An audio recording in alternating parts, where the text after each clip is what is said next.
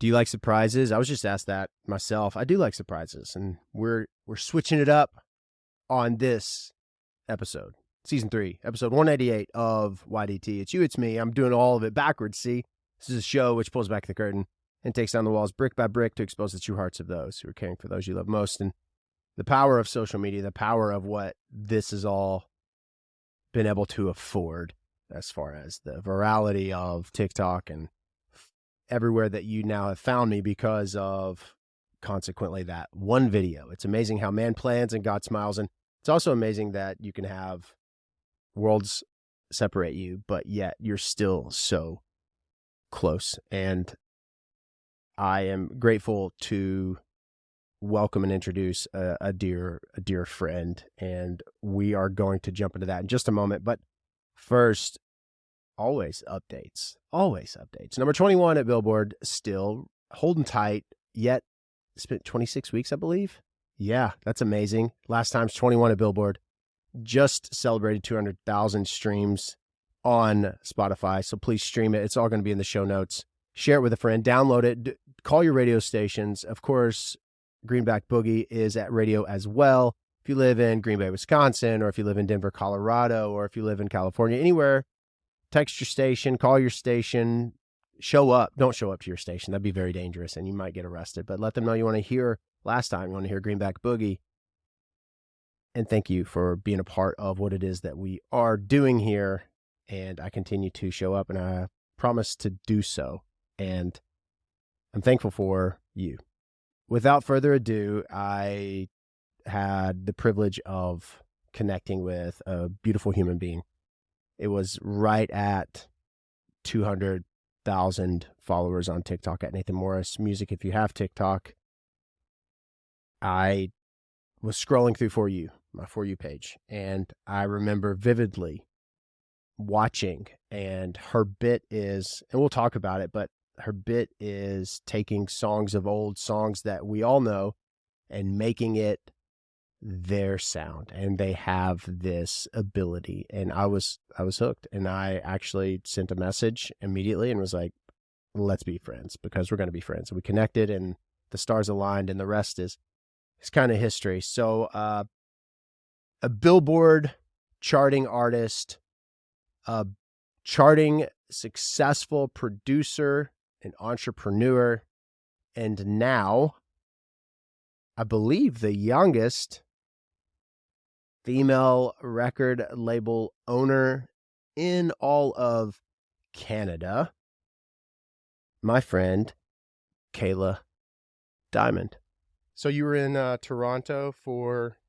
I was, and I'm actually going back again tomorrow. So I'm there like so often, and so yeah, it's literally like this month I'm like living there half the time. How is that for like your marriage and your daughter? Is that tough, or is it something that you all both, I mean, is it easy, or how does that work with you all?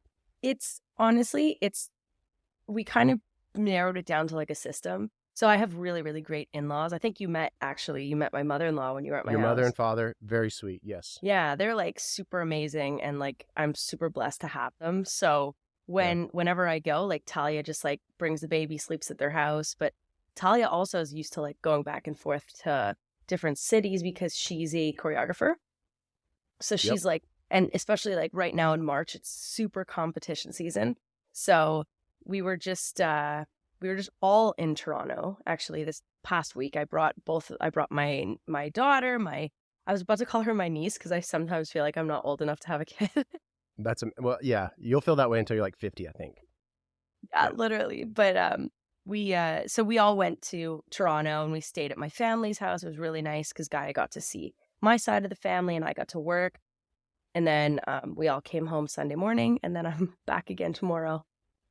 Do you feel that weight, or I don't know, I picture a cloud, but this is also the old me in my previous relationship, marriage, for forever. It was this: I can't create. If I'm creating, I'm doing something wrong. I'm not back by a curfew. That's what it really felt like. There was no support. I always felt rushed if I was doing something. Do you ever have obviously that's pretty extreme, but do you have a sense of being pulled home or not really? Oh yeah. I mean, like, and it's funny that you say this because I feel like creatives, like people who are not creative, don't realize what that is. They're just like, yeah, whatever, just create from 9 to 5, and then afterward, just go home. Like it's so easy. But you're like putting a time limit on creation, which affects the quality of it. Um, Yeah. but thankfully, I'm married to somebody who like is also a creative, just like not in music. Right. So like I appreciate what she does. She appreciates what I do, and she's like super respectful. So, you know, I've now had to sort of move around my schedule just so that I can like be there for my daughter and take care of her and stuff. So like my schedule now consists of like I wake up at like 6 with my baby, feed her breakfast, get her changed, take her to school at like 7:30, come Oh home. yeah, she's how old is she now? She's one, like one and 1.5, one a little bit. Oh, 1.5. Like Yeah. she's a real human now, Oh yeah. you know? Oh yeah. She's a She's pom pom on her head. Yeah, she's a real human. She actually, I mean, she's walking, right? I mean, just walking. Walking. She has Yeah. her new words are like why, That's hi, and amazing. why. That's amazing. Yeah. So you get it. I mean, like but you have a disposition about you that I've always appreciated, and that was kind of how we got connected in the first place. Really, is just this. You're pretty even kill for the most part. I don't see I'm any thankful that I getting appear rocked. that way. You don't. I don't ever recall a time where I feel you're very disciplined with the schedule, your calendar, when things pivot and you're very responsive and saying, "Hey, can we move this?" or "Hey, this opened up." That's a good quality to have. Have you always been that way? Like very organized? I think, yeah, I mean, for sure, organize. My biggest, my biggest fear for me is that someone thinks that I'm disrespectful of their time. Because for me, my biggest pet peeve is when someone doesn't respond to a message. It's super easy. If I, who has a kid, and like, no, it's That's not me. you. You're Sorry, great. I owe you an apology. No, I mean you always meet deadlines too, by the way. So I that's always a try. huge It's like a you respect thing for people. yeah Because I know what yeah. it's like to be an artist also when I'm waiting for stems and I'm like, oh my God, did he get my message? I don't want to be a bother. Like, so I can put myself in the shoes of an artist. You can bust my balls all day long. I totally so that's something you're like you send it. It's proactive as hell, and then I don't see it, and then you're like, hey, just following up. I'm like, shit. Or I listen and I don't respond like an idiot, which is not actually like me, but I think I get actually just lost in it because of the excitement of receiving something that we've worked on. So anyway, I do owe you an apology because time is unreplenishable, and Oh, obviously you've gone out of you're your way. not So even that's one of those people I'm talking about. I'm talking about the people who you know, who will look at your message and be like, I'll respond to this in 3 hours so that I look cool. Like, I'm not interested in that. yeah I have yeah zero patience for that. Like, you've lost the job then. yeah. You grew up in Where'd you grow up? Toronto, like the city. You grew up in Toronto. You live in Montreal. Montreal. Mm-hmm. Got it. So you all moved there, or Talia's family's from Montreal? Oh yeah, Talia is from Montreal. I had only ever been to Montreal once before I met Talia. Um yeah, so I had no intention of I never thought I would live anywhere else in the world other than Toronto, like ever. Cuz Toronto's just where it's at.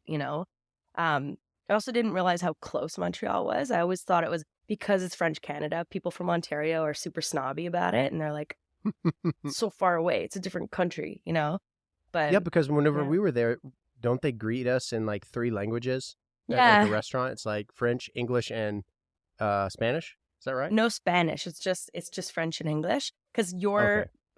in America, it would be English and Spanish, and here our second language is French. So there's a lot of that going on. And are you fluent in French? I wish I was. But no, like you can kind of fake it. Like you can. Oh yeah, make I could get by sense of really things. well, like really well. You wouldn't even know, but Yeah. they would know. Did you? Okay, so I'll I want to make sure that I say we met, of course, because of the beauty of social media and TikTok. And I remember you told me whenever we were visiting, and you took me around to some of your favorite places, which I really appreciate. But tell me again, you went to a private school, right? I did, yeah. All girls, Orthodox Jewish day school for like 12 years. Skirts to the floor, only kosher food, not really privy to the outside world. So you were like living a real life, and I mean this with the utmost respect, but like Truman Show, Yeah, right? essentially. Like it was just this bubble that you lived in, Totally, yeah. right? And I still have Yeah. friends who are like in it, like they don't, one of the things is like when a woman gets married, like she covers her hair because her hair becomes really holy and it's only for her husband. So, a lot of my friends wear wigs and like really good wigs though. You wouldn't even know. Like they're hot friends. And that is okay because it's not their hair. Yeah, but some Wow. communities don't allow that. Like I think we were walking around Outremont when I took you to Cafe Olympico, and there's a lot of really, really, really Orthodox Jews in that area, and they have like they're the ones with the hats and stuff, and they Oh, don't wear wigs because they think it's too sexy and it's like too inappropriate. But like the community I come from, my friends are wearing wigs right now. Like they're on their like 8th kid. Their oldest is 13 and they're 30. and they're your age, right? It's amazing. Yeah. Just popping out babies. Did you know that I learned this through doing all of those weird TikTok series videos, but there was a business owner in Canada Mm-hmm. and he left. He was a big jokester and he was giving, he owned a brewery. I always say that word really bad. I can't say it well, but to all of these Protestant ministers upon his death, he gave his vacation home to 3 friends that he knew hated each other. And then another thing he did was the stork. Over the next decade, he said, the remainder of my wealth, whoever has the most children in 10 years. Was that in Toronto? I Do have. you This recall is the this? first Like, I'm hearing of it, but this person's genius. yeah. So over the course of a decade, whoever has the most children will get the remainder of my wealth. And 2 women had 9 children in 10 years. I think it was, I don't know, but I'll have Wow. to search where that is. But that was in our nice little neighboring country of Canada there. I So wish it was I one need, of my friends. that'd be amazing because they could have, it sounds to me like they were on track or would have been on track to win that. Yeah. That's amazing. So when you grew up in this bubble, do you see it as a beautiful thing? Overall, I mean, not just beautiful moments, but do you feel like it was something that was very important to shaping you? Yeah. Oh, for sure. Like it Yeah. was because even now when I step back into it, when I like visit my parents and stuff, like I will step back into it. Like literally Saturday night, I just went to my, one of my friends from high school who is really Orthodox, has 3 kids, lives in my parents' area, wears a wig, skirt to the floor. Like when I like walk into that space, I'm entirely just like myself. I don't like it's like a childhood friends, right? You're yourself around your childhood friends. They know you as this, like they left you as the high school kid, right? We haven't seen each other really like grown together. We just like parted ways after high school. But when we see each other, we're kids again. And so like that That's that amazing. community knows the most authentic version of myself. Not that I would ever like, put on a fake persona or whatever, but But you have to protect versions of you for to a sure. degree. Yeah. That's And a you don't version of me that nobody I work with knows. For sure. Yeah. Wow. Yeah. Well, that's beautiful. Meeting your parents and learning about a lot of even the traditions. But I want to talk about after high school. But Mhm. during high school, you're like, I'm gonna be a musician. This is what I'm gonna do forever. Or when was that? Never. Honestly, when I look back, I'm like, hey, it was so apparent that this was like the path that I should have taken. But, growing up in that community, it's like, first of all, it's illegal for women to sing in public. Like, Is it really? yeah. I mean, no, I say illegal, like it's like you're going to get jailed for it. It's just, it's a slap on Very the frowned wrist. upon? You know, it's very frowned upon. Wow. There's a rule in our section of rules of the Torah that says a woman can't sing in public because it might turn a man on, which might lead to sex before marriage, right? So a woman's voice in public is deemed like pretty sexy. So, but I was always like within my like all girls high school, we were allowed to have choirs and sing and, you know, but no men could be in the room when that was happening. So they always made me head of choir. Like, and I was always in choir. I was always the one. I was wickedly, honestly, very talented at piano. Like in the sense of I never practiced, but it was a mad gift from God that, you know, you say a song, I take a listen to it, and I can easily play it, replicate it. So ever since you were little, like ever since you can since remember, that's what you've been able to do. Wow. Yeah. Can't read score for shit though. Oh, can I swear on So this? yeah, you can cuss all you want. I love it. I love the word fucking stuff. But I was asked this the other night on one of my lives. They're like, hey, so what's it like being a writer? And they were saying like composer, and I said the same thing. I hear something in my head. I can't do this, but I can hum and say, oh, go do do do. You know that. But that's amazing that you are.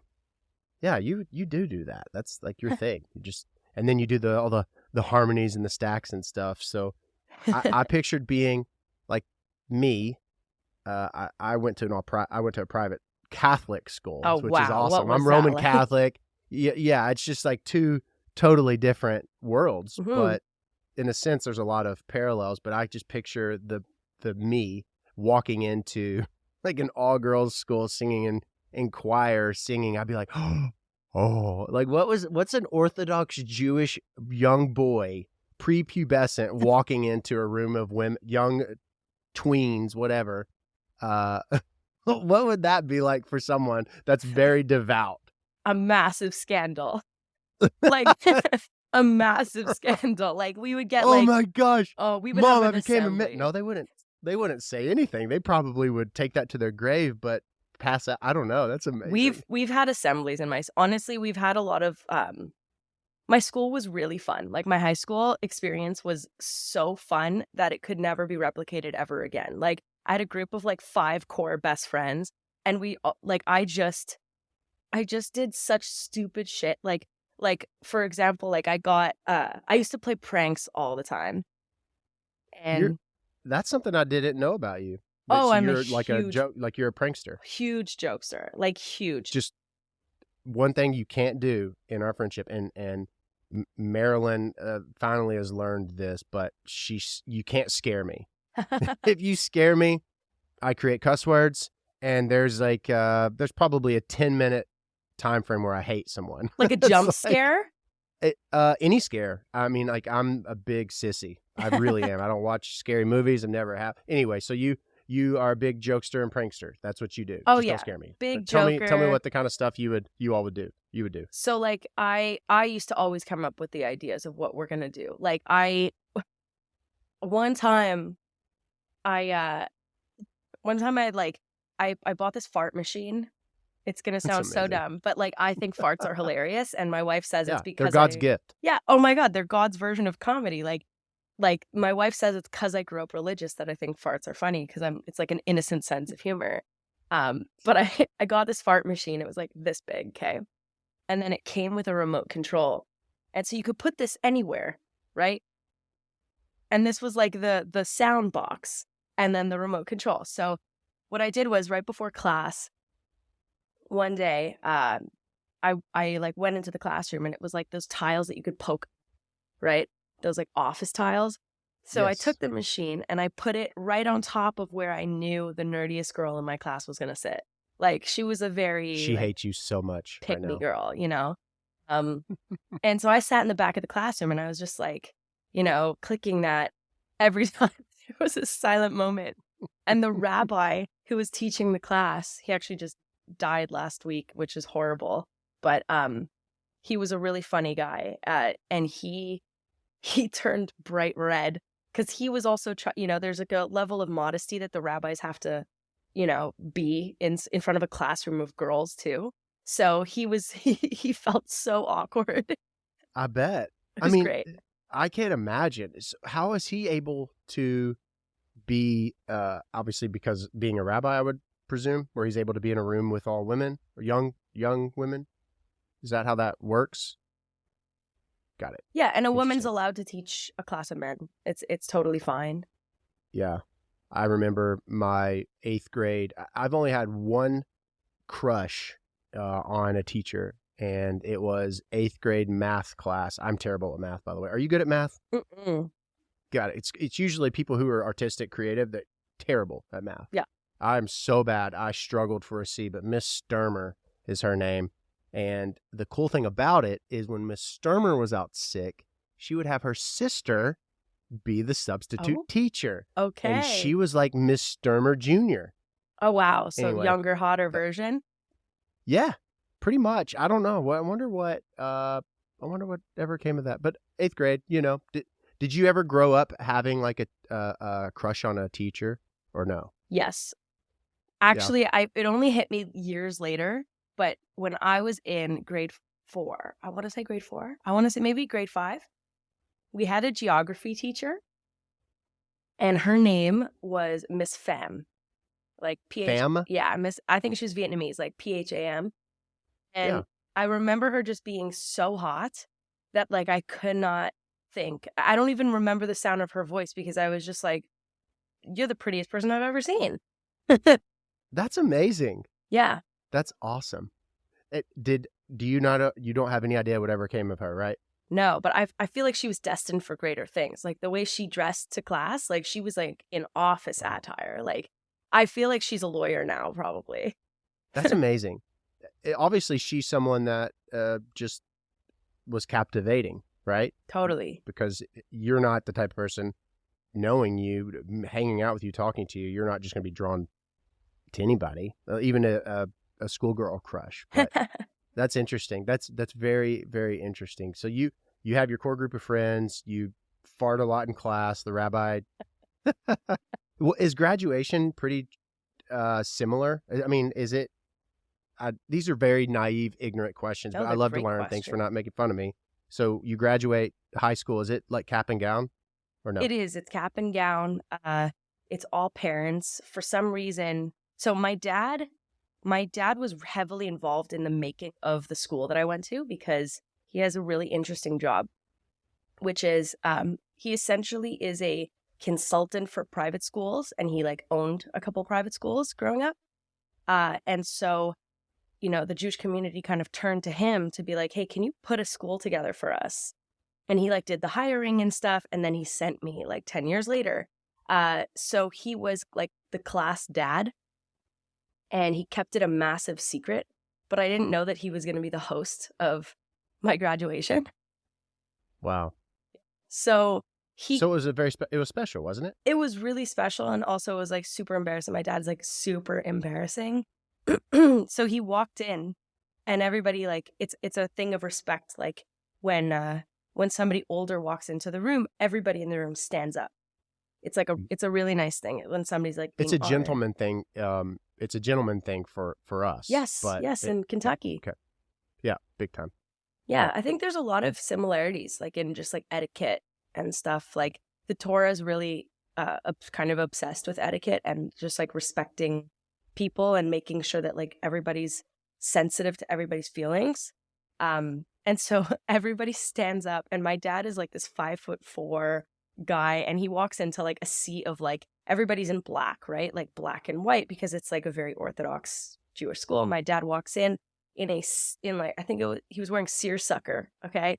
He was in a seersucker suit, and he walks in, he's this 5'4" guy, and he was just revealed, right, as like the secret host of the night. And he walks in, and we're all sitting there in like 3 rows, like a bunch of girls. He goes, I'd like to welcome all the parents here tonight to season 5 of The Bachelor. And he just like goes like this to everybody, and we're all sitting in 3 rows. That's amazing. Yeah, it was amazing. He's good. Like he is very he's very welcoming, and when I met him, you could tell that he's present. Yeah. Like he didn't have distractions, and I mean, and his granddaughter is around. But whenever we were able to have a conversation, he's focused on our conversation. And I admire that in people, because when you're not, we have distractions in life. I mean, it's natural. And to be able to be, not distracted by your beautiful grandchild and just have a conversation with a stranger from Kentucky means a lot. So I recognize that about your dad pretty quickly, which is pretty awesome. Now, is it your dad or is it who sings? Does somebody sing? My mom kind of sings. Did somebody do music? Did your mom Nobody. do music, or She used to be a teacher, and she like taught through music a lot. Like everything she taught, she made a song about. I feel like I talked to her about that maybe, but It's possible. I thought that she was like a music teacher or something. But at graduation, he obviously was hosting season 5 of The Bachelor. And then, of course, Orthodox Jewish, you all don't date, or do you? So we're Is it not allowed? supposed to. Got it. But like I Got it. definitely had a boyfriend in high school, and we all had boyfriends How does in high that- school. So, okay, so if you want to go on a date Mhm. with someone, and obviously you're not supposed to, what do you say? I'm just going to hang out with my friend? You Like, don't how go does that on work? real dates. You go on like secret shady dates where like you Go like to you like drive in like your parents' van, and you're like go all the way to the boys' school, and you wait outside like around the corner, and then they open the door and they like jump in the hurry, van. hurry. That's amazing. Yeah, they That's jump in the awesome. van, and then you like talk, or like you hook up, Yeah. You keep your heads down, and if you drive off somewhere, Oh, and you wait till the coast is clear, heads kind of down thing. for sure. I've done. You're probably a few years younger than me, but I remember I was a junior in high school, and it wasn't until I got you remember those Nokia, the first like brick phones? Oh, yeah. Things that it was run over by a car, and it still worked. Oh yeah. But before that, we didn't have any means to communicate. We just met up. Did y'all pass notes in class too, or no? We were more of like a BBM. I think I'm a generation under. You're a little bit behind. Yeah. Yeah. We were all about the BBM. Like if you had like a That's PIN amazing. number. Yeah. That's awesome. So you were one of those people then. That's funny. Oh yeah. May they rest. Yeah. That's awesome. So you graduate high school and you're like, I'm going to college. What do you do after that? Oh yeah. So everybody in my grade did a year in Israel. So right after high school, we started our it's sort of like a pre-university where you could get credits for university and everything, but you live for the year in Israel, and you just like study the Torah, and you just immerse yourself in our culture.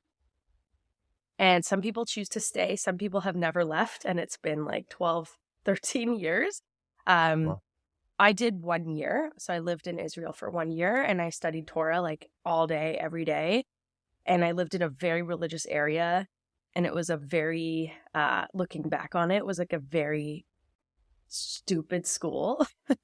I was going to ask, is that something that you felt to be like this incredible thing, or were you like, man, I don't want to say wasted time, but no, I think it was more of like a coming to an adulthood for me versus like actually putting into practice what I was learning, because like I always question things, right? So if somebody's telling me like, okay, well, like the Torah is all about like, okay, these are the laws, this is the way to be, blah, blah, blah, blah, blah, right? I'm always about getting to the root of like, okay, who made this, right? Why did they make this?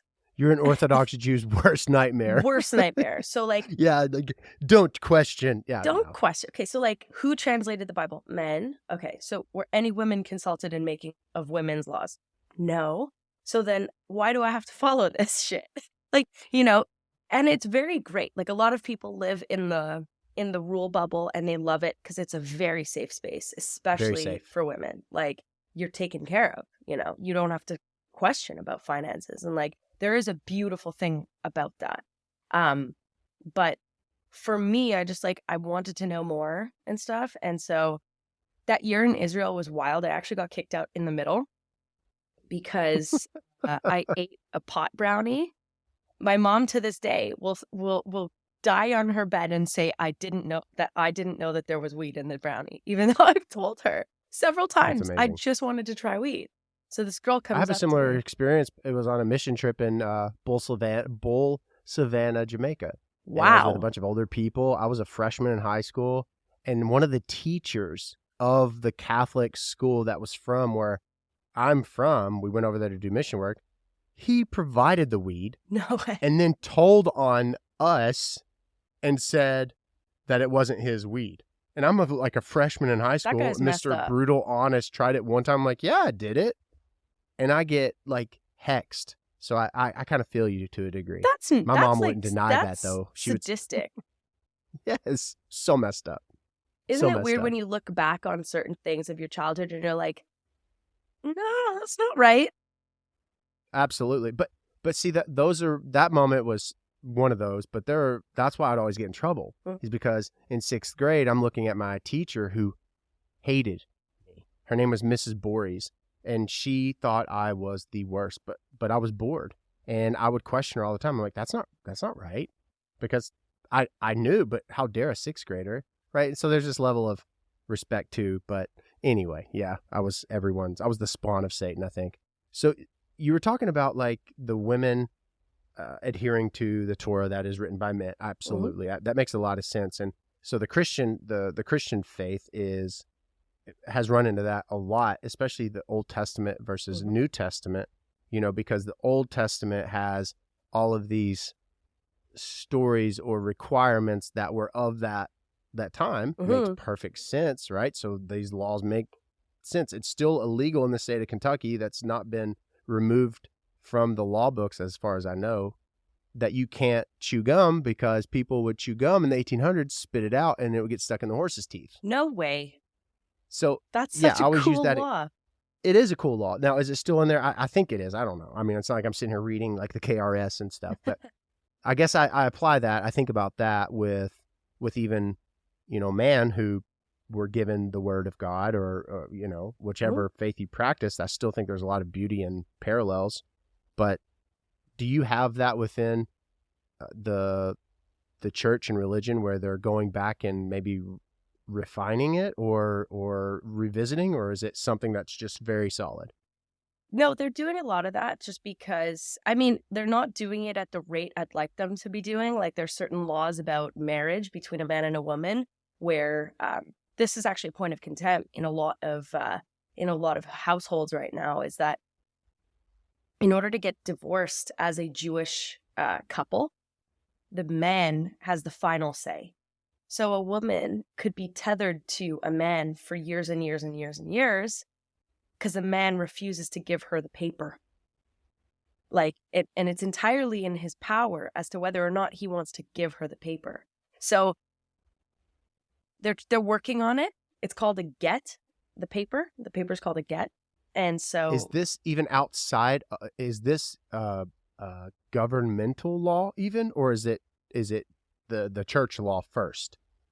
Does that make sense? It's the Torah law, yeah. So, but it's even people who are not observing of it, like who get married in a Jewish way, are bound to it.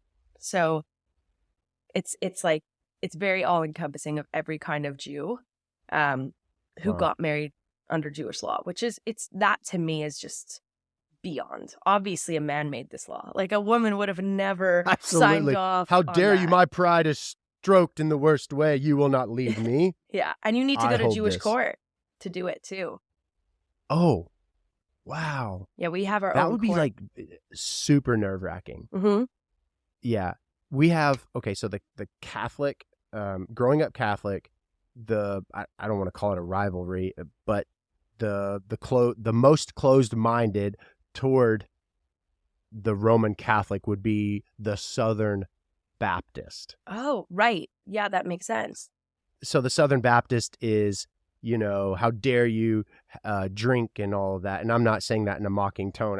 That's what we experienced. I'll never forget, my cousin married a Southern Baptist and we went to the wedding. It was Southern Baptist on this side and Catholic on this side. And there was literally like all night long this line. Was it a dry wedding? Oh, yeah. Oh, so that even makes it more awkward. It was horrible. But who is like, wow, who is the the what am I trying to say? The villain. We have a lot of those. If you all had to compare within the Jewish community, there's like 20 different kinds of Jews. Yeah. So it's literally. So you have the kosher and then right, like those that are that practicing Jewish community. Yeah, you have like Reform, conservative, Orthodox, ultra Orthodox, Hasidic. You have like, modern Orthodox, which is what we are, where we just pick and choose. And we're just like, hey, I don't feel like keeping kosher today because it's not convenient for me. But I pray every morning. I wake up and I have my set prayers that I do every morning. And before I go to sleep, I do a prayer. My wife does the same prayer. And the first time we did that, I had no idea that she said that prayer before she went to sleep. It was like our first sleepover. And I was like, you do that? She was like, I do. Yeah. So she's Orthodox Jew too? Talia came more than me. Wow. Mm-hmm.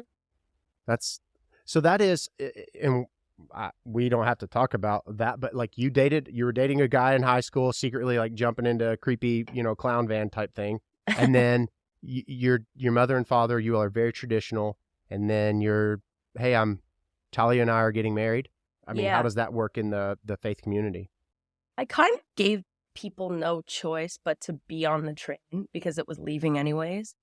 And I think I'm kind of like that in life, just with every decision I make. Like, I am on a train. It's going this way. You're on or you're off. So that's kind of how I presented it to my parents. You are the youngest child? Out of 4. Youngest sibling? Yep. So is that always been how you are? Like you are just set in who you are. I've noticed that about you. It's pretty awesome. I mean, thank you. I'm sure you have. We all struggle with maybe insecurity or moments of something, but I've noticed that. So you have this train. You're like, all right, guys, gals, this is my girlfriend. This is my now wife. Either you be a part of our lives or choo-choo kind of thing. Yeah. I mean, I came out to my parents when I was 23. And I had introduced them to my ex-girlfriend. They didn't love her, which I don't blame them.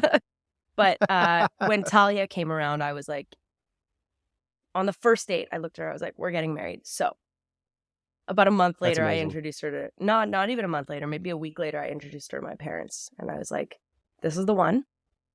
We know we're getting married. So we're going to enjoy the beginning stages of this relationship. That's cool. Yeah. And your parents they were very welcoming and receptive, right?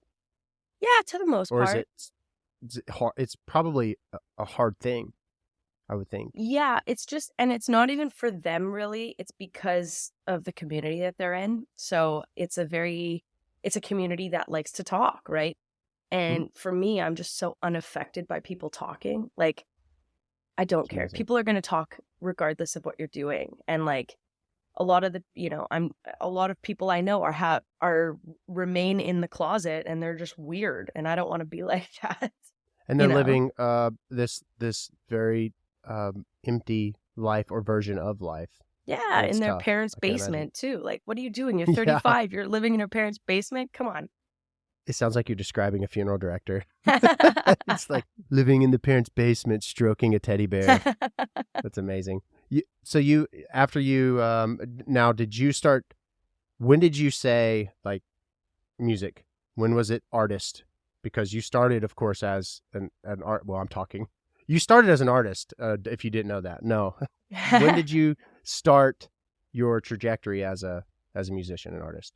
So I had no plan on doing this at all. I didn't think this was any kind of career because I think people outside of the music industry, they only see having a successful career as, okay, you're either Beyonce or you're poor. And I think that's really funny to me. So I grew up thinking that, right? I was like, I'm never going to be Beyonce, like I knew I was definitely talented. Like I knew, out of my community, I was different, but it wasn't an option. I didn't know anybody in the music business, none of that. So I was actually in law school. I went to law school, and the summer between undergrad and law school, I had some time on my hands, and I just wrote a song for the first time ever, and I put it out on YouTube, and then when I got to law school in August, it was in Windsor, Ontario, and I was living in Windsor, Ontario, which is probably the shittiest part of Ontario. Sorry, people in Windsor. But Sorry, Windsor. We love you.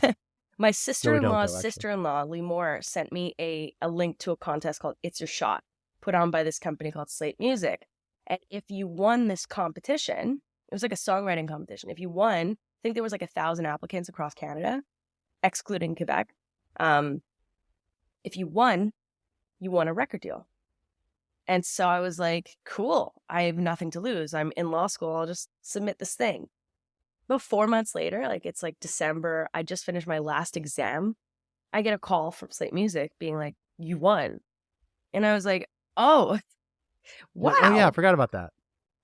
I did kind of forget about it. And then I was like, oh my God, wow. And then I call my dad. I'm like, is this legit? Can you like look into this? And he's like, it's legit. So I came home on winter break. I had a meeting with the team and they were like, you should leave law school for this. And then I was like, are you serious? And then they were like, well, you could go back to law school and like come back on the weekends. And then I was like, this is too hard. But I was dead set on staying in law school because I was like, that's the responsible thing to do. So I went back to law school after winter break and I was sitting in property class, looking at the board, and it's like the rule against perpetuities. And I'm like, I have endless studio space at my fingertips and I'm sitting here. So I walk into the dean's office and I was like, I'm leaving. But before that, I walked into a professor. This is another choo-choo moment. You're like, choo-choo. Yeah. Like, yeah. So there was this professor named Michelle Richards, and she was our legal writing teacher. And I just loved her. Like there was something about her that was just, like she would always talk about, you know, some people are not meant to be lawyers. Some people are blah, blah, blah. You know, like she was very open-minded. She wasn't just law school, right? So, I had like a very nice, she was scary as hell because I admired her. So I sat down in her office and I was like, can I talk to you for a second? I was like, I got Any conversation signed. that starts with, can I talk to you for a second, is always like a really stressful one. Yeah. And I sat in her office and I looked at her and I was like, so over the winter break, I got signed. She goes, what? She's like, what do you mean you got signed? I was like, to literally a record label. Like, you know, I explained it all to her and she goes, let me just tell you something. When I was your age, I was 22 at the time. She goes, when I was your age, I was offered, you know, like a ballet thing. She was like, I think about that sometimes. Like, I don't want you to have to like think about that. So go in there and give it your best shot. And then if it doesn't work out, we'll save your spot here. Like, come back to law school. It's okay. So I kind of like could have been any better. Yeah, I kind of got advice. the permission, and like everybody in law school was like cheering me on, and I packed up my books and I was like, peace. People are throwing paper. There's like slow motion. It's amazing. It was like the end of a movie. And it was like, That's you know, amazing. it was a regal looking law school too. And I'm walking through like the pews and it was like so cool. That's like every like American Pie-esque movie ever, the ending. That's amazing. Yeah, so I packed up. You got permitted. You were permitted to do it. I was permitted, and I even called Slate Music, and I spoke to, you know, I barely knew them at the time, but I was like, can I talk to Jim Campbell, who was like my A&R at Slate Music at the time. He was going to be my A&R, right? And I said to him on the phone, I was like, Jim, I'm in the lobby at my law school. I want to leave law school and do the thing that you guys offered me. And I was like, am I crazy? And he said back to me on the phone, he goes, yes, you are crazy. But don't worry, we'll arrange for you a week of sessions and we'll show you how to write a good fucking song. And I was like, wow. And I'll never forget that conversation I had with him. And then that's amazing. I came back and I wrote a bunch of songs. And the summer after, I had that, which was like top 30 on Billboard, and like it was crazy. Yep, that's amazing. And then, and you're, what transpired for? Was it the pandemic? Yeah. Is it the pandemic? You had all that momentum happening, right? The top 30 record, and were you working on a tour Or Yeah. what were you working on that just came to this massive halt? So I was about to do my first shows in the US, and I was booked to start it off in Texas at South by Southwest. I got in, I had my whole band. At the time, honestly, though, my music was not doing well because, my team just was kind of falling apart and I was losing complete control over it because I was writing the songs, doing a great job at writing the songs with some of the top producers. And none of the songs I wanted to come out were coming out. I was seeing just like decisions being made that I did not okay. I'm the type of person that like I will try something once, and if it doesn't go right, I switch. Right. Because if you keep doing the same thing and it keeps having the knowledge that what you tried failed over and over again, that's actually literal definition of crazy. Yeah. And I kept telling my team, I'm like, why do we keep releasing with this distribution company when they keep failing and like not even uploading my songs to TikTok? And at that point I was like, I'm done. I'm done with this. I felt really like being an artist was not the life I wanted. I did not want to be, first of all, I didn't want to be an independent artist either. I realized that like, yeah, it's fun when your song's on the radio. It's really fun. It's way more fun to hear a song on the radio that you wrote, that a bigger artist has to deal with promoting. I don't want to deal with any of that. I want to have fun on TikTok. I don't want any pressure on my TikToks. I don't want to have any people calling me, telling me I need a viral moment. Yeah.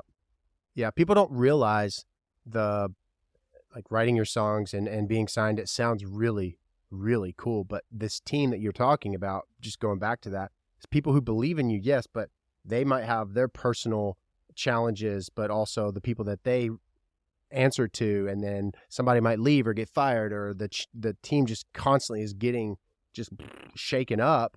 And your stuff is, you find yourself either shelved or they're doing the same damn thing over, thinking something different's going to happen.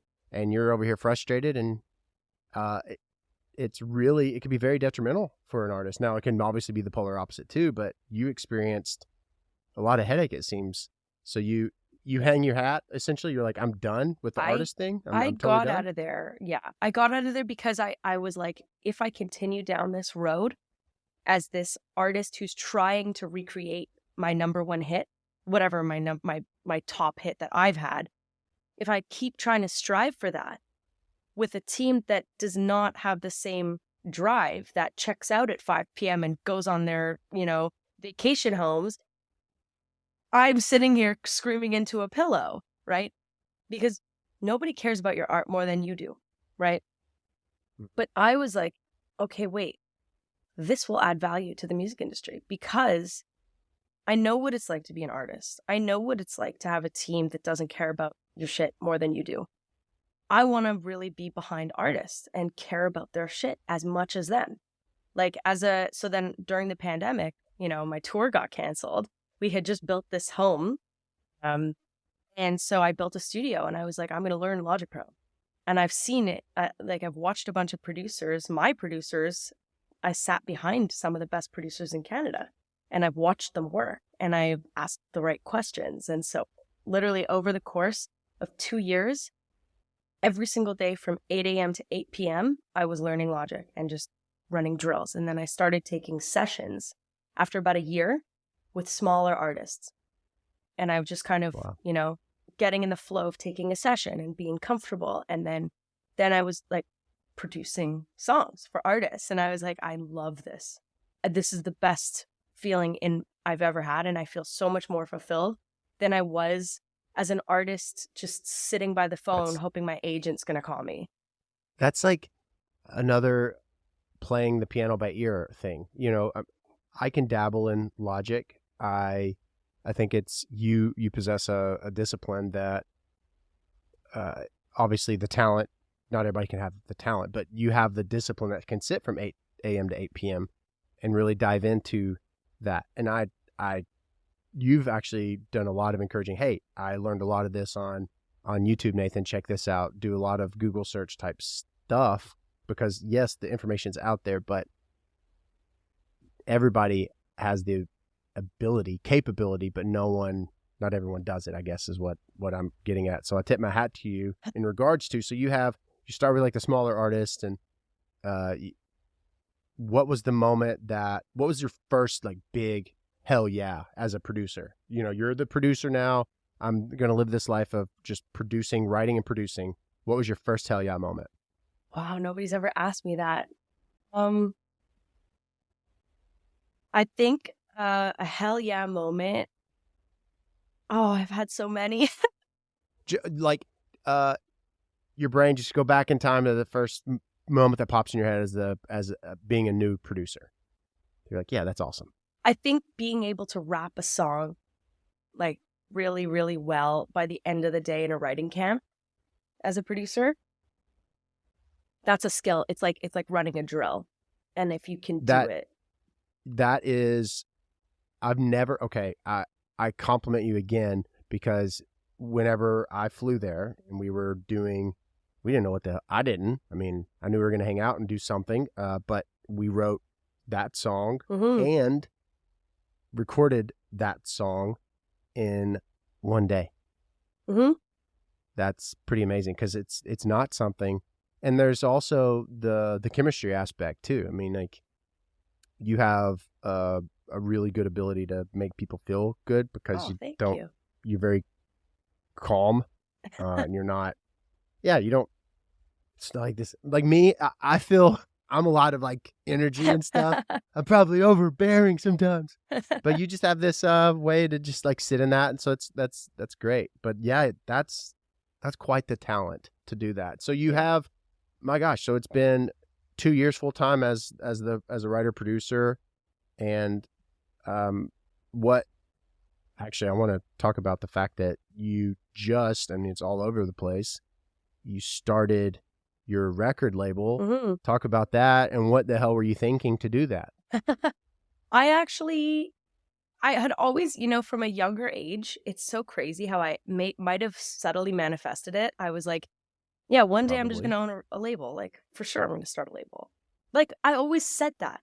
And then my lawyer, like in May, was like, just let me just start a label. And I was like, well, what does that entail? Like, I don't want to be sitting at a desk like from 9 till 5. Like, that's a desk job. Like, as a CEO of a label. So I was like, I need partners that are going to allow me to be creative. So he matched me with some incredible partners who are so, their philosophy is, you're good at being creative. We're not going to take that away from you. We're going to handle all the label stuff. You're going to make the final decision at the end of the day, but you're going to be head, essentially, I own the label, but I'm head of A&R, so I get to help artists really pick the song and develop the sound and be the producer for the artist. So it's a way to also, it's a way to push my production out there as well. A lot of the times, like, yes, producers do get paid, which is fantastic. It's actually probably the only job in the industry that gets an upfront fee and master points, which is, one of the reasons I became a producer. I was like, this is way more lucrative than being an artist. But artists don't make shit unless you're touring, unless you're touring. That's right. I mean, and you're paid, months. You've got your streaming, but then it's 3 months delayed, probably, roughly. Yeah. So the key is like, eliminate overhead as much as you can on tour and make it look good. Yeah, absolutely. Yeah. So you as the head of A&R, you have full creative. You are the owner of the label, and Colossal, right? Yes. Yeah. Colossal. What made you decide that name? Like, because I've come up with names in businesses, and you're like, was it a tough experience for you, or was it super easy? You have no idea the names that it was going to be. What's the most wretched like name that you thought of, and you're like, I can maybe, and then now you're like, that is terrible. You want to laugh? Yeah. MILF Records. Why? I was like, that's amazing. Is it because imagine? Are you a new mom at this point? Yeah. Is that what you're thinking? Yeah. I said it to Talia, my wife. I was like, wouldn't it be great if my company, first of all, it's, there's not a lot of female label owners, let alone female producers in Canada. No. I happen to be the youngest. In the States, really, either. Yeah, States too. I happen to be the youngest one that I personally know. in Canada. Yeah. And so I was just like, wouldn't it be funny if like a 30-year-old woman is like running a record label, you know, and calling it MILF Records? Like, how cool is that? And then That's I was amazing. also going to call it, this was just dumb. I was going to call it Geld Records, which in Yiddish, it translates to money. And it just sounds like, you know, Cash Money Records, right? Like Geld Records, cool. And then my lawyer was on the phone with me and he's like registering my business. And he's like, okay, so what do you want to call it? He said it just so casually. And I was like, Colossal with a K. And he was like, great. It's called Colossal with a K. And that was it. I mean, it's a great name. It's a big name. It's Thank you. It's memorable. And you just got back from, I mean, goodness, you're in Toronto for forever. You produce all the time. I mean, you're doing stuff all the time. Thank God, honestly. Thank God. Right? People trust me with their records, and I'm still having imposter syndrome every day. It's so one thing that I had heard, and I really do struggle still with compliments, and I think people do. A lot of people do. I don't want to say everybody, but one of the things that Matthew McConaughey was in an interview, and this woman that was his friend in high school, an 18-year-old senior, he walks up and she says, well, Matthew, you look really handsome. He had on a suit this particular day, and he said he was kicking around in the grass, and she grabbed his arm very gently and said, just say thank you. And he said that stuck with him for forever, and they're still very close friends today because of the impact that moment had on him. And so I was listening to, I guess it was his book Greenlight when I was on Audible, and I was like, wow, that's pretty interesting. So yeah, accept the compliment. You don't have to feel like an imposter, because thank you. Whenever we, you know, I've told you this story, but for people who are listening, I remember it had just started to go for me with TikTok, because I was signed and dropped and signed and dropped, and talking about, to a degree, a similar trajectory with you. I was shelved. I mean, they released and pulled and released a project that we did 3 times. And you know, the DSP, people are looking for something that's not out there. And then it loses all momentum, right? So I went home with my tail between my legs, and I started in this world of funeral service, and I became obsessive about being incredible at it, because that's just the type of person I am. But I never stopped creating. And I'd worked with people who didn't have that same either work ethic or maybe their eye focused on the prize. They were just in 50,000 other places. They ultimately got to it. But nonetheless, I continued to create. And I remember whenever it hit for me, and I had I think it was 241,000 followers. And that is whenever I found, you know, because on TikTok, you're scrolling through your For You page, and I saw a video that you did, and it was, I think it was was it ABBA? Oh, yeah. Is that the first one? So you take songs that are popular and you say, what if we, and you just turn it into something totally different. And I saw that, and you are one of 2 people that I've ever done this. I felt this immediate, like, we're going to be friends. And I clicked to message you, and I was like, let's connect. And I do have to jokingly say, I mean, you know, you're married to a woman. I'm not your type, kind of thing. So anybody's like, oh, you're just trying to, no, it was like, I genuinely felt this connection to you, and I'm like, we're going to be buddies. Hell yeah. And I remember the first time that we talked, and we were, I guess it was a Zoom, and I was like, you and I are going to be friends. Yeah. And I think we had tried to connect and go to, I was going to fly there, and it didn't work out a few times. But finally, when I got there, I mean, it was just, I mean, for me, I mean, you may make another and be like, those guys are, no, but it was, and so, like, you know, whenever the virality happened for me, everybody found this music that I'd done previously, and we're working on new stuff, and everything that I told the story of being in 30,000 different places. It's just, I feel that you have a similar work ethic. Well, I have a similar work ethic to you, and it's, you're not going to start something and not finish it. You're not going to say you'll get to it and not. It's let's get the job done. Yes. And you get, it's very cheesy sounding, but you get me, because you're building the show, and I said, I trust you to do the set list, like to take it and on this journey. And not many people in my life from a musical standpoint like vibe that way, really. So that's something I take. I'm honored you trusted me with that, by the way. Well, it's I've been rehearsing every day, and it's fun, but it's really it's amazing how you write the songs. You're very much a part of the creation of it, and yet when you go to sing it for the first time, right, and not just in sections or comping or whatever, it's almost like you have this reintroduction to it, and it's like your newborn baby, and you're like, okay, I don't know what the hell I'm doing, but I'll figure it out. Yeah. But I'll tell you, it's been really fun to rehearse it, and every day gets better, and actually pushing through the annoyance and the frustration, and I don't know what the hell I'm doing with my voice here. Should this be my head voice, my chest voice, but it's really, really cool. Do you have other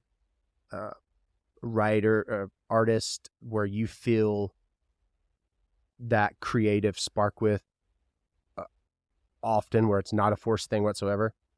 Yes. Or is it kind of a diamond in the rough, though? It is definitely like a diamond in the rough, because I'm always looking for people who are better. This is going to sound nuts, better than me.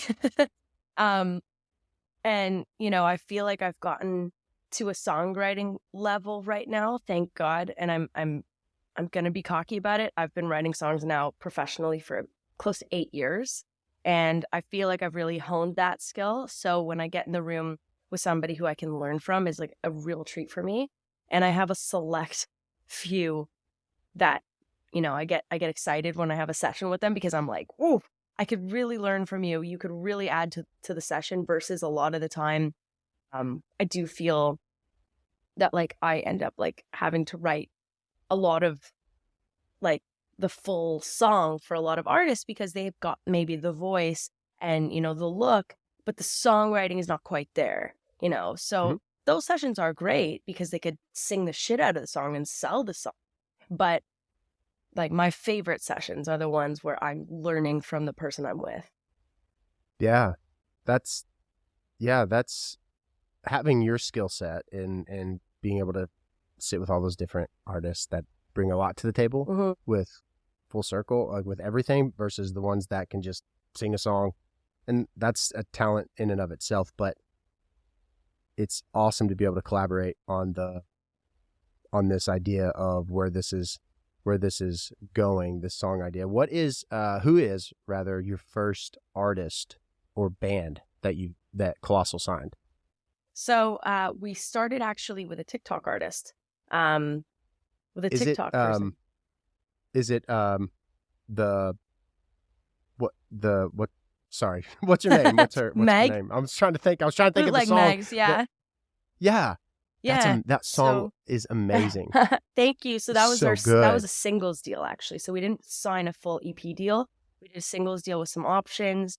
So she exercised her singles deal. The song went really well because, it was kind of testing the waters thing at first. And this is really rare, because normally when a TikTok person comes to you and their thing is like comedy and they're like, I want to be a singer, you're like, we'll try and convert your audience, What about a mortician? It's like, hey, I want to fly to Canada and let's do some stuff together. Well, you actually have music out. She didn't have any music out, right? So it was a gamble. And then I had met her and I was like, wow, I just love everything you have to say. I love who you are. I love your voice too. And I think there's a market for this. So the way I saw it in my head was like, let's use your culture, like let's dip into the thing you know best, which is your home, your culture, and you could teach me about it and we can learn together and let's make it just a banger, so we did this Bollywood banger called Daisy Chal.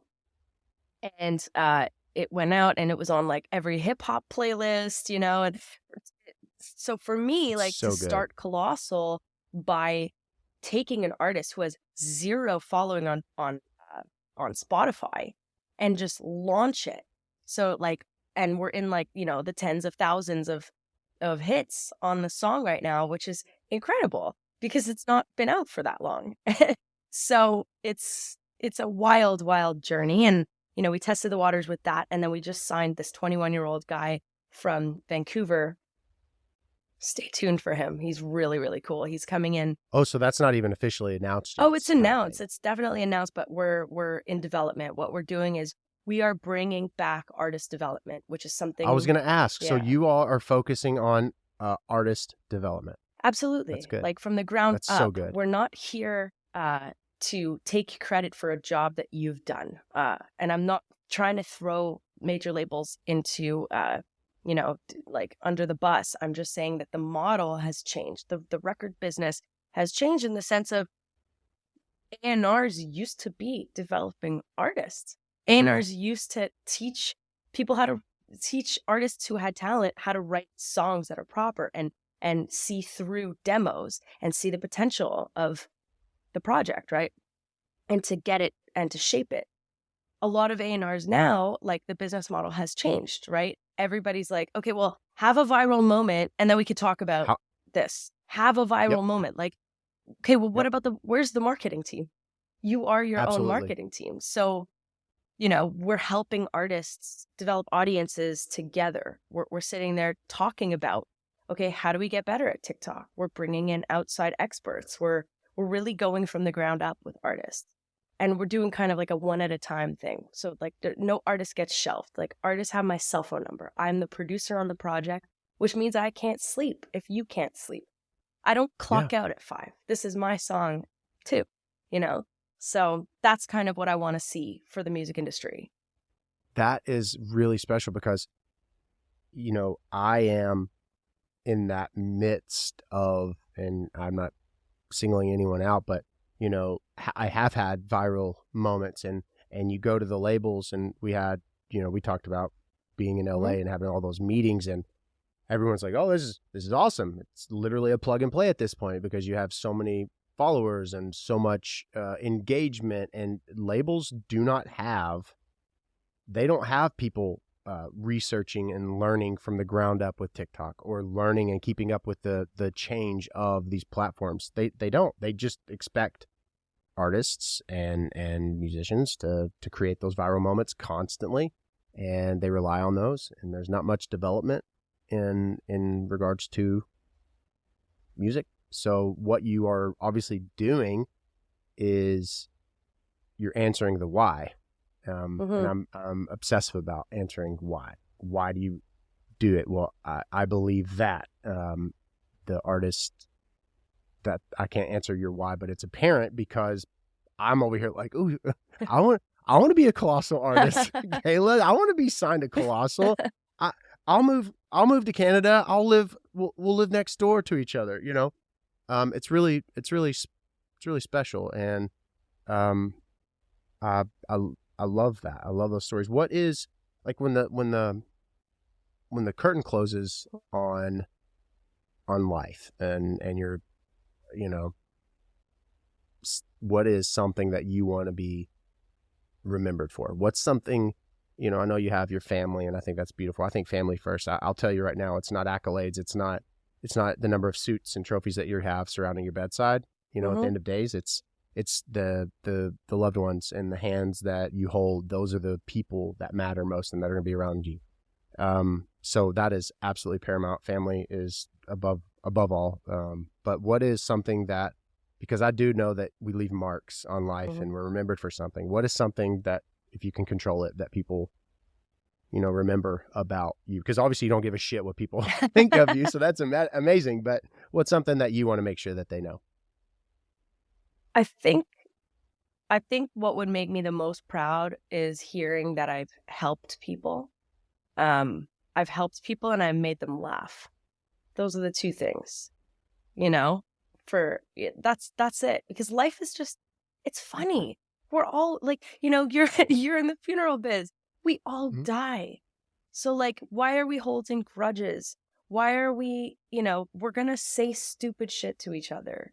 Like, we have two options. We forgive and forget, and we move on, and we continue to build relationships with people, or we hold grudges till we die and nothing happened. And the next generation of people, like how much meaning do you want in your life is the question. And like, I try and ask myself that every single morning, is like, and that's when I pray to God, is like, I'm grateful to be alive, and like, how can I add value? And that's it. And like, that's all I want to know, is like, wow, she helped me. Like, that's the highest form of compliment. Yeah. Yeah. That's amazing. What about you? That's awesome. It's really weird. Thank you for asking, because I'm in this season. When you just asked me that, like, my throat got tight, and almost like, so I feel like I was gonna start crying, because I feel, I'm so in tune with, I do know that life is fleeting, and I love people, and I want so badly for people to know that they matter. So that's what I want to be remembered for, as somebody that gives a genuine shit about, I guess, just very ball it all together mankind. Whether you have much, whether you have little, whether you are an Orthodox Jew or a modern, or that you matter. And kindness, and that's what I want. Fair. I think fairness, being fair, is something that's important to me too. But yeah, that's what I want more than anything. And well, now we're talking about what I'm being remembered for, but I'm in the season where I'm really excited about like holding on to contentment, moments of contentment, and finding more happiness and the little, the mundane stuff, So that's where I am. And your family have blessed my life, not just musically, not just creatively, but as a human being, developing this friendship, and shooting shit, talking here, but in life you've blessed it. So I'm grateful for you, and I think it's amazing. This is the power of technology, power of creativity, power of everyone is it's amazing, like, that we're two worlds apart, and yet we're so connected and close, and it's really, really cool and a beautiful thing. And I'm grateful for our friendship, and I'm really excited for everything that you're doing. And like, you are an incredible example of finding what you love and being nerdy about it, and then also not giving a shit, and just, the train choo-choo analogy is awesome. So I admire you, and I look up to you, and I'm grateful thank you. Yeah, I'm grateful that we were able to share life together in this way. So I guess without further ado, ladies and gents, thanks for watching and listening to You'll Die Trying. This is my dear friend Kayla Diamond. You can check her out on a bunch of stuff coming out of mine. And where else can people stream your music? What's the song that you want them to stream right in this second? Right now, you could stream "Hold Me" by the Strimbellas. That's out. Yes, and that was a huge. There was a huge like billboard, right? I saw the picture. Yeah, that's one of my examples of like, holy shit, I get to write with my favorite band, and they're gonna put it out as their first single. Holy shit! It's amazing. That's so cool. I'm so proud of you. Thank you. Yes, check out. Nathan. Yes, you're very welcome. Check out Kayla's production, artistry, her writing ability. You can listen to my upcoming songs and check out that song as well. Be sure to follow for more music and funerals. As always, I'm Nathan. That's Kayla, and this is You'll Die Trying. Thanks for having me. Thanks for being here tonight, today, whatever time of the day or night it is that you're catching this. Be sure to subscribe and check out Bonus Noise, subscribers only. It's all in the show notes. And thanks for all that you bring to this life. As I said at the beginning, you matter, you're worth it, and love far more than you could ever know. I will see you at 189. Take care, guys.